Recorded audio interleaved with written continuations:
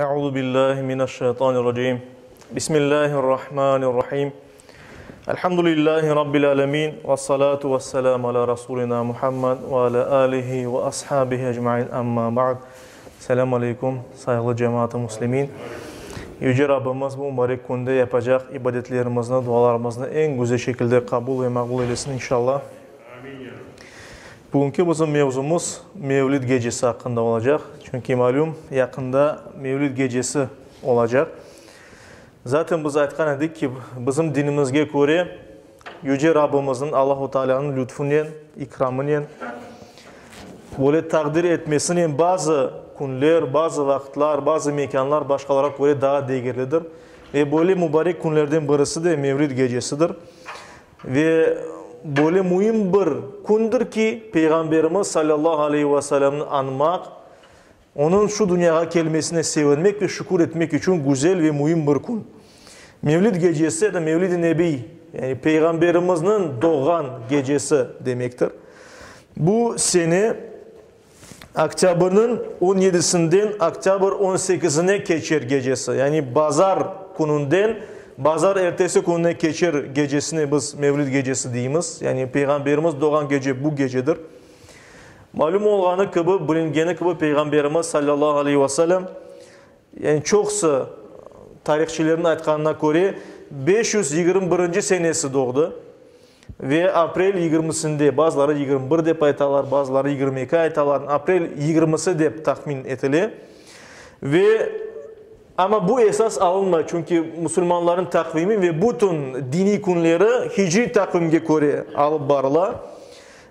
Hicri takvim ise yıl boyu değişe ve ona göre Peygamberimizin doğan günü de her yıl 10-11 gün boyu kayıp kete. Yani ardına kayıtıp bilgenimiz takvim boyunca kayıta. Peygamberimiz Hicri takvim boyunca ne vakit doğanı hakkında onun hayatını anlatkan Mevlid-i Şerif'te aytıla. Mevlid'de aytıla ki ol Rebiul Evvel ayının nicesi 12. gece İsneyn gecesi de buyurula. Yani Peygamberimiz Rebiul Evvel ayında doğdu 12. gecesinde.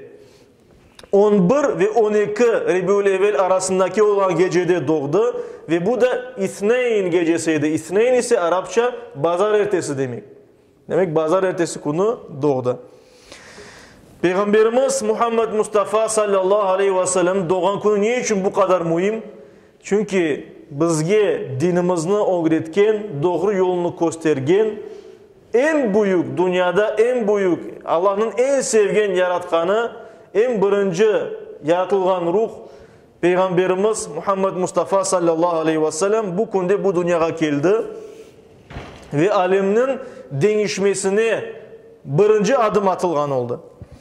En evvela bunu kaydetmek isterdik ki Peygamberimiz bunun mühimliği Peygamberimiz Muhammed Mustafa sallallahu aleyhi ve sellem insanların en büyüğüdür. Hatta biz bilemiz bunun hakkında çok aytıldı. Tarihçiler bakarlar yani insanların tarihine, insaniyetinin tarihine en çok kim tesir etken bir baksalar görseler ki hiç şüphesiz Peygamberimiz çıkar. İnsanların tarihini, medeniyetini, alnı en çok değiştirgen insan bu Peygamberimiz sallallahu aleyhi ve sellem ve onun vazifesinin büyüklüğü ne kadar büyük insan olduğunu bundan atta böyle görünüyor. Ve Kur'an-ı Kerim'de Peygamberimiz hakkında böyle buyurula. Mesela Ahzab suresinin 40. ayet-i kerimesinde Allahu Teala böyle buyura. Estaizu billah. Ma kana Muhammedun aba ahadin min ricalikum. Muhammed sizden birisinin aranızdaki insanların birisinin babası değil. Velakin Resulullah. Ancak o Allah'ın elçisidir. Allah'ın peygamberidir. Ve hatemen nebiyyin ve peygamberlerinin hatemi. Yani peygamberlerin muğuru. Muğuru degeni son kısı. Çünkü peygamberimiz muğur baskandan sonra ondan sonra peygamber olmayacak deyip buyurulmakta. Yani Kur'an-ı Kerim'de peygamberimizin peygamber olganı ve peygamberlerin son kısı olganı buyurular. Ve buna her bir Müslüman elbette ki inanmak gerek. Bundan da gayrı peygamberimiz başka peygamberlerden onu ayırgan en mühim esaslardan, temellerden birisi odur ki Peygamberimiz başka peygamberler gibi belli bir halka ve belli bir devir için, belli bir yüzyıl için gelmegen. Peygamberimiz son peygamber olanı için bütün insanlarga geldi ve ahir zamana kadar insanlarga doğru yolunu gösterecek din getirdi. Ve bunun hakkında Araf suresinde Allahu Teala 158. ayet-i kerimede böyle buyuruyor. Kul ya eyyuhan nas. Ayet ey insanlar, yani ayet ey peygamber diye Allahu Teala. İnsanlar, inni Rasulullah ileykum cemi'a. Men hepinizge Allah'tan peygamber olarak geldim. Men hepiniz için peygamberim Allah'tan de buyuruyor Allahu Teala peygamberimizge. İşte peygamberimiz şu büyük insanın doğmasının yanı devir başlanacağının birinci basamağı oldu. Allahu Teala'nın peygamberimizin şu dünyaya yollaması bu büyük bir nimettir, büyük bir rahmettir. Ve Allahu Teala o'zi bunun hakkında Kur'an-ı Kerim'de böyle buyuruyor Enbiya suresinde 107. ayet-i kerimesinde Estaizu billah ve ma erselnake illa rahmeten lil alemin. Biz seni ey Muhammed alemlerge ancak rahmet olarak merhamet etip yolladık dedi Allahu Teala Kur'an-ı Kerim'de. Ey peygamberimiz rahmet olarak peygamber olarak yollanıldı ve şu peygamberliğinin ilk oluşu onun dünyaya gelişi oldu. Bu da Mevlid gününde olan, gecesinde olan bir şeydir.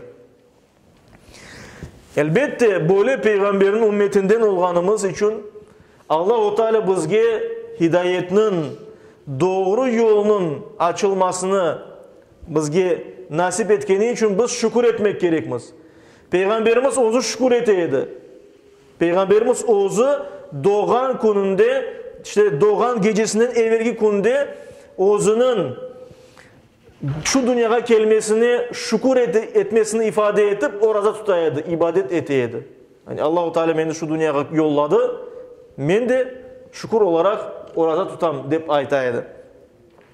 Ona göre peygamberimiz mesela aytılar ki her hafta pazar ertesi ve cuma akşamı günlerinde oraza tutaydı. Cuma akşamı günlerinde orada tutaydı çünkü bu günde Allah-u Teala'ya insanların amelleri takdim etili ve peygamberimiz aytaydı. Allah-u Teala'ya benim amellerim anlatılganda, yükseltilgende men ibadette olmağa isteyim diye orada tutaydı. Pazar ertesi günleri ise Allah'a şükür etip, çünkü bu günde doğanı için şükür etip orada tutaydı. Yani peygamberimiz ozu bu günü şükürle, ibadetle geçireydi. İşte Peygamberimiz sallallahu aleyhi ve sellem hidayet, Allah'ın razılığını, cennetinin yolunu bizlerge gösterdi ve ona göre de biz her bir Müslümanın vazifesi Allah'tan sonra en çok bu dünyada yaratılganlardan en çok Peygamberimiz sallallahu aleyhi ve sellem'i sevmek. Peygamberimizin her bir Müslüman sevmek gerek ama sevmek için Peygamberimizin ne kadar büyük bir insan olanını anlamak gerek. Onun hayatını öğrenmek gerek, yaşayışını öğrenmek gerek, aytkanlarını, öğretkenlerini bilmek gerek ki biz anlayık. Peygamberimiz ne kadar da sevilecek bir insan. Ve Mevlid gecesi de ya da mesela sadece Mevlid gecesi değil, Mevlid haftası ya da Mevlid ayı deyip aytılaydı evvelleri. Bunlar hepsi birer sebeptir Peygamberimizini öğrenmek için. Ve buna göre de Mevlid gecesini ya da Mevlid haftasında ya da Mevlid ayında, Peygamberimiz doğan ayda türlü tedbirler yapıla turgan eskiden beri. Niye için? Çünkü insanlar Peygamberimiz hakkında daha ziyade öğrensinler. Peygamberimiz kim olganını bilsinler. Ne kadar büyük bir insan olganını bilsinler ve sevsinler onu. Çünkü bu müminin, bir Müslümanın yapacak iştir, vazifesidir. Ve bizim adetimizde de Rebul Evvel ayında bizim dualarımızda mesela Mevlid-i Şerifler okulaydı ve konumuzda da okula. Peygamberimiz doğan ayda, ay içinde dua yapılganda Mevlid-i Şerif okulaydı. Ve şimdi de bazı yerlerde okulmakta. Mevlid-i Şerif bildiğimiz işte 12. asırda Süleyman Çelebi degen bir şair, din adamı tarafından yazıldı. Türkçe tilde ve biz onu okuyumuz çünkü biz onu anlayımız. Ondan evvel Arapça okulaydı. Ve bazı halklarda, mesela Türkiye olmayan halklarda, mesela Kafkas'ta, başka yerlerde anda aleda Arapça okula, yani mevlidler. İşte Peygamberimiz Muhammed Mustafa sallallahu aleyhi ve sellem her bir Müslüman için bir idealdir. Yani Peygamberimiz doğru yolunu gösterdi, öz yaşayışının. Ayşe anamızdan soranlarında Kur'an hakkında Peygamberimizden işaretleyip aytaydı. Peygamberimizge bakmaysız mı? Peygamberimiz Kur'an'ı en güzel ayatqa geçirgen, yaşagan bir kimse ve ona göre de biz tekmil, güzel Müslüman olmağa istesek Peygamberimizin hayatını bilmek gerekmiz. Zarur bizler için bu. Ve Peygamberimiz bizler için ideal her bir sahada, bir insan olarak, bir büyük olarak, bir akay olarak, bir baba olarak bizge Peygamberimiz en güzel bir misaldir. Ve Ahzab suresinde 21. ayet-i kerimesinde Allah-u Teala bunu kaydetip böyle ayta: لَقَدْ كَانَ لَكُمْ فِي رَسُولِ اللّٰهِ اُسْوَةٌ حَسَنَةٌ. Artık sizler için Allah'ın peygamberinde, Allah'ın elçisinde en güzel misal var. Ey müminler, inananlar, peygamberde sizler için en güzel misal var. لِمَنْ كَانَ يَرْجُ اللّٰهَ وَالْيَوْمَ الْآخِرِ. Kim Allah'ını ve ahiret gününü istese, onlar için en güzel misal var. وَذَكَرَ اللّٰهَ كَثِيرًا. Ve kim ki Allah'ını çok ana, yani Allah'ını çok angan, ahiret gününe ve Allah'ını isteyenler, inanıp bunlarını isteyenler için Peygamberimizde en güzel misal var. Ve bundan da gayrı, misal olmaktan gayrı her bir Müslümanın belli bir vazifeleri var. Yani Allah-u Teala'ya kulluk etmek ve Allah'a boysunmak ne demek? Peygamberimizin aytkanlarını yerine getirmektir saygılı cemaat. Yani Peygamberimiz bazı bir farzlarını, dinin mutlak gerek olan şeylerini bizge ayttı. Ve biz buna göre de Peygamberimizge itaat etmek gerekmez. Çünkü Peygamberimiz Allah'ın istegenini bizlerge ayttı. Birinciden, ikinciden biz her birimiz Müslüman olarak Peygamberimizin sünnetine göre, yaşayışına göre yaşamaya tırışmak gerekmez. Haşr suresinin 7. ayet-i kerimesinde Allah-u Teala şu şekilde buyura: وَمَا آتَاكُمُ الرَّسُولُ فَخُذُوهُ وَمَا نَهَاكُمْ عَنْهُ فَانْتَهُ. Peygamber, Allah'ın elçisi sizge neni getirip berse onu alınız. Yani emir eteleminde Peygamberimiz neni emir etse onu yapınız. وَمَا نَهَاكُمْ عَنْهُ. Neni de sizge yasak etse فَانْتَهُ, ondan uzak durunuz diye buyurula. Emir etele Kur'an-ı Kerim'de. Necm suresinde ise 3. ve 4. ayet-i kerimelerde Allah-u Teala böyle buyura: Estaizu billah. وَمَا يَنْتِقُ عَنِ الْهَوَى. O, yani Muhammed Peygamber, o isteğinin laf etmeyi, o isteklerinden, işte gönlünden kelgen arzularının laf etmeyi. اِنْ هُوَ اِلَّا وَحْيُ يُحَى. Onun aytkanları ancak ona yollanılgan vahidir. Allah'ın sözüdür. Yani Allah'ın sözünü o ayta, özünden bir şey aytmayın. Şura suresinde ise 52. ayet-i kerimesinde Allah-u Teala böyle buyura: Estaizu billah. وَاِنَّكَ لَتَهْدِي اِلَى صِرَاطٍ مُسْتَقِيمٍ. Hiç şüphesiz ey Muhammed, sen dost doğru yolga yöneltesin. Dost doğru yolga eriştiresin, koyasın diye buyurula. Yani dinin doğru yoluna. Nisa suresinde ise 2 ayet-i kerimede böyle buyurula. Birincisi 8. ayet-i kerimesinde Allah-u Teala böyle buyura: Estaizu billah. Men yuti'ir rasule fekad ata'allah. Kim peygamberge itaat etse, boysunsa, o Allah'a itaat etken, boysungan olur. Yani peygamber ne aytsa Allah'ın böyle buyurganı için ayta. Kim peygamberin aytkanına uysa Allah'a uygan olur diye buyurula. 2. ayet-i kerime bu Nisa suresinin 59. ayet-i kerimesi böyle buyurula. Estaizu billah. Ya eyyühellezine amenu. Ey iman etken kimseler, müminler. Ati'ullah. Allah'a itaat etiniz. Allah'a boysununuz. Ve ati'ur rasul. Ve peygamberge itaat etiniz, boysununuz. Ve ulul emri minkum. Ve sizin başınızda olan kimselerge uyunuz. Fe in tenaza'tum fi şeyin. Eğer bir şeyde aranızda münakaşa etseniz, ihtilaf etseniz, yani farklı düşünceler olsa, farudduhu ilallahi ve rasul. Aysa onu Allah'a ve peygamberge kaytarınız. Yani Allah'ın sözü Kur'an-ı Kerim'ge göre ve peygamberimizin sözü hadis-i şeriflerge göre deger hukum beriniz deb buyurlar. İn kuntum tu'minuna billahi vel yevmil ahir. Eğer de siz Allah'a ve ahiret gününe inangan olsanız. Zaten saygılı cemaat-i muslimin, İslam sözü ya da Müslüman sözü, İslam boysunmak demek, Müslüman da Allah'a boysungan bir kimse demek. Allah'a boysunur bir kul olarak Müslüman ve ona göre de Allah'a, peygamberge ve sizin başınızda emir olan, din adından laf etken, dinin hükümlerini açıklayan alimlerinizge itaat etmek gerekmiz diye buyurulan.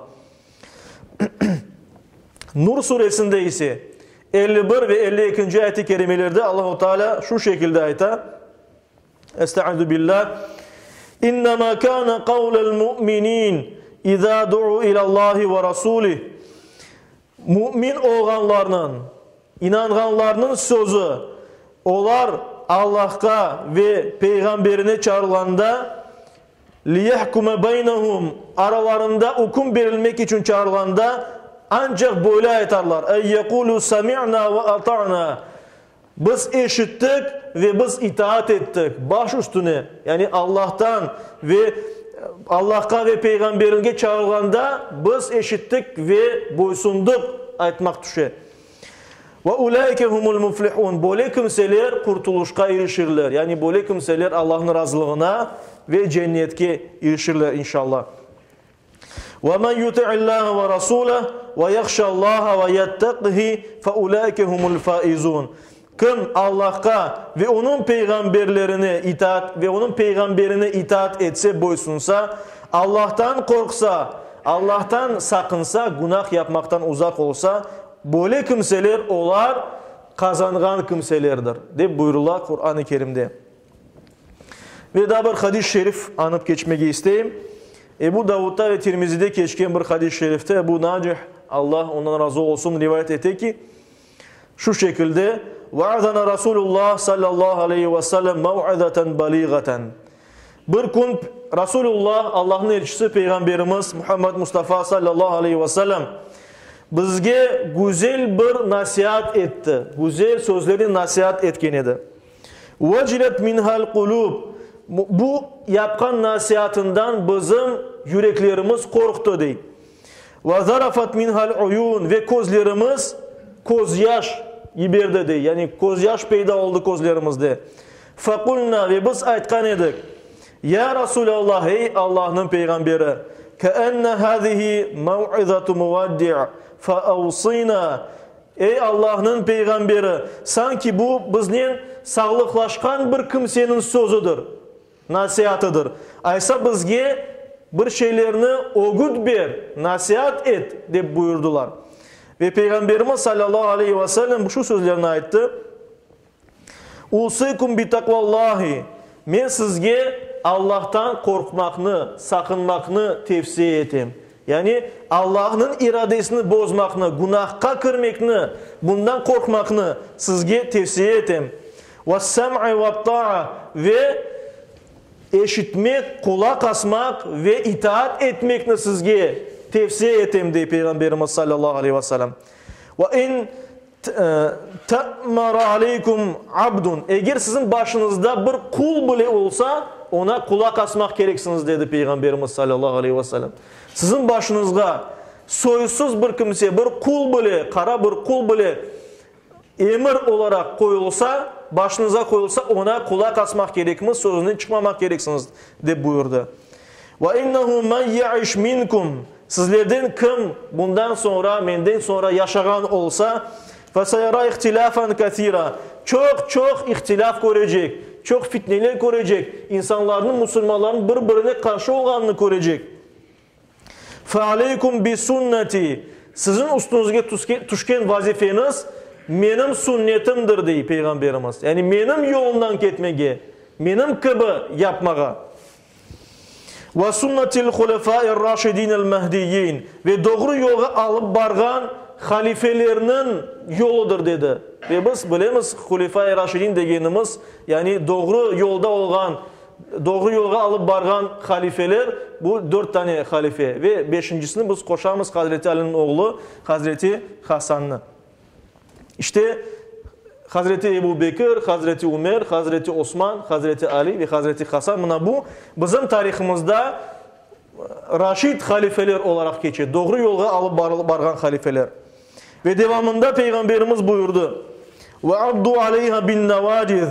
Yani bu şu sünnetke, dinimizge, Peygamberimizin göstergelerine azul dişleriniz ne böyle tutununuz değil. Yani bir şeyini tutkanınızda böyle ağzınız ne?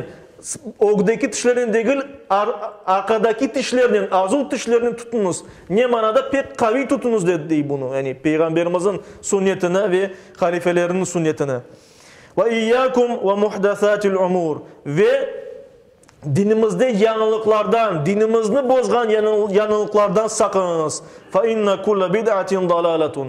Hiç şüphesiz her bir yanılık bu doğru yoldan sapmadır, doğru yoldan azmadır, yanlış yoldur diye buyura Peygamberimiz sallallahu aleyhi ve sellem. Bu münasebetle saygılı cemaat kimerde böyle sual peyda ola, Peygamberimiz vaktinde Mevlid şerifler kayıt etilmeydi. Yani bu bidat olmaymışımdı, yanlılık olmay mı? Alimlerin bunun hakkında iki fikri var. En evvela demek ki bid'at dep dinin esaslarını bozgan bir şeydir dep aytılar. Ve ona göre de buna biz bidat aytıp olamayız. Çünkü Peygamberimiz ozu doğan gününü ayrı tutup şükür eteydi. Ve biz de Mevlid gecesini kayıt etkenimiz Peygamberimizin yani ibadet etmek için ya da yanlış yola girmek için yapılmay bunlar. Bunlar hepsi Peygamberimiz kim olduğunu anlatmak, Peygamberimizin sevgisini insanlara aşılamak, onun hayatını anlatmak için yapılar. Ve ona göre de biz işte şu Mevlid gecelerini kayıt etemiz ve insanlara şu gecede Peygamberimiz hakkında anlatamız. Ve hatta sadece bu kunde değil de her bir kunde bunu yapmak mümkün ama bunlar hepsi birer sebep, birer vesiledir inşallah. Yüce Rabbimiz her daim her birimizge Allah-u Teala'nın doğru yolunda olmağa ve bu hayırlı günlerden faydalanıp dinimizni çokça öğrenmege, Peygamberimizin öğrenmege, ona sevgimizni arttırmağa, bağlarımızga onun sevgisini aşılamağa nasip eylesin. Onun doğru yolunda olmağa, Müslüman olarak yaşayıp, Müslüman olarak son nefesimizni vermege nasip eylesin. Amin. Ve rahmetike ya Rahman Rahim.